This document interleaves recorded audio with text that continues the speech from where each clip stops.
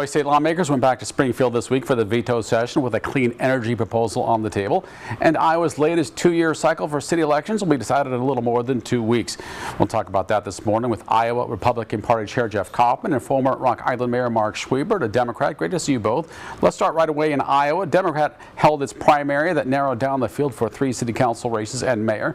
Mayors and city council members come up for election every 2 years in Iowa. It's 4 years for cities in Illinois. Davenport's primary saw voter turnout of less than 8%. There's no formal proposal about this in Des Moines, but what do you think about the idea generally of Iowa switching to a 4-year cycle? Jeff Kaufman, you're the Iowa representative on this panel. You get first crack.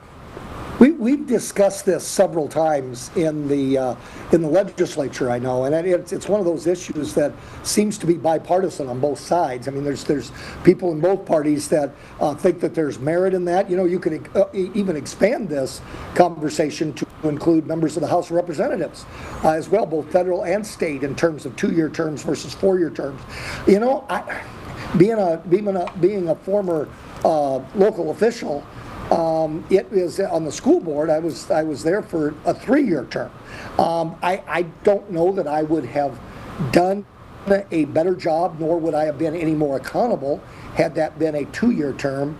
The low voter turnout that's part and parcel part of that. The other part is whether there could be better ways of making sure that these elections are attached to larger elections in case. So I know it sounds like I'm straddling the fence, and I guess I am, because I think there's excellent points on both sides.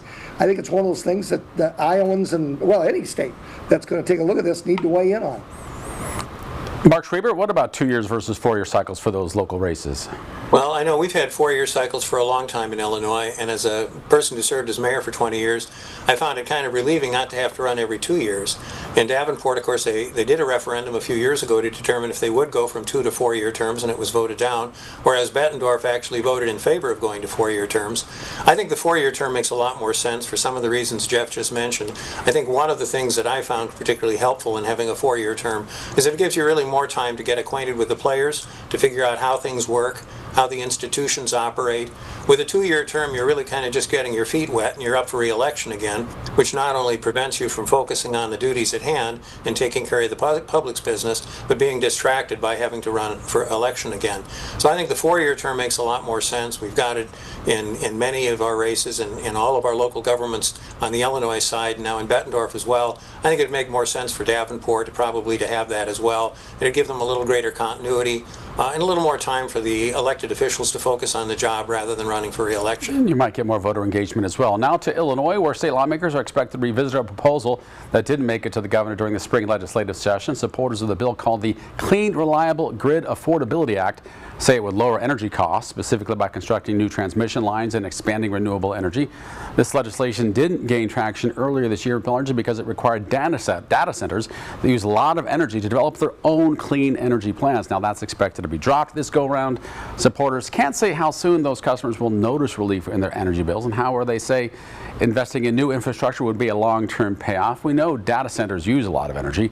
How significant is this proposal? Can it make a dent? And what about some restrictions on data centers considering their energy consumption? Mark Schwiebert, you're the Illinois man on this panel. Well, I think that the concept of the legislation makes a lot of sense. Even though there are some at the national level who are denying climate change, all of science establishes almost unanimously that we're responsible for global warming and we've got to do something about it. So anything that moves us in the direction of clean energy right now, I think, makes sense. The data centers are a problem. They do consume a vast amount of energy, and I think they need to be explored very closely. I know there have been some issues in Iowa over data centers and what strain they're going to put on local infrastructure, particularly on energy consumption. We'll have that same problem here in Illinois. But I think the overall strategy behind this particular piece of legislation, the Clean, Reliable Grid Affordability Act, is a good one. Number one, because it's going to reduce customers' expenses on utilities. Number two, because it'll give us a more reliable energy grid. And number three, because it'll give us a grid that's less reliant on fossil fuels and some of the things that are causing climate change. Jeff, it could be Iowa feels pressure to do something like this too, considering all the growth of the data centers in that state. Well, and we've had conversations on the larger issue here of the energy cost versus grid modernization. Promises of lower rates oftentimes go unrealized in the end. So I think we got to be very careful that those promises are backed on data and not just a selling point at this particular point. And I don't say that necessarily against the bill. I say that in terms of a reality check. I think the data centers, I'm starting to hear just these last 3 to 4 months, starting to hear at the county level some concerns on data centers. It's the first time I've heard concerns over large wind farms, large solar farms. Starting to hear some conversations about these data centers. The other thing I think we have to be careful of, and I think Illinois will want to be cognizant of that. In Iowa, we looked at some transmission lines to take our wind energy and move it into the Chicago area. And what we found is it was called a Rock Island Clean Line project, and that eventually died in Iowa, not necessarily because of the goals that they had, but it absolutely and utterly trampled on private property rights. And when you set that up and juxtapose that oftentimes, many times that causes a little bit of a reality check. The other thing is, I want to make sure that this just isn't a backdoor way to look at Green New Deal initiatives, which I think the American people have spoke pretty solidly on. So I would say cautionary on this, but certainly having these conversations about the data centers and grid modernization is a necessity.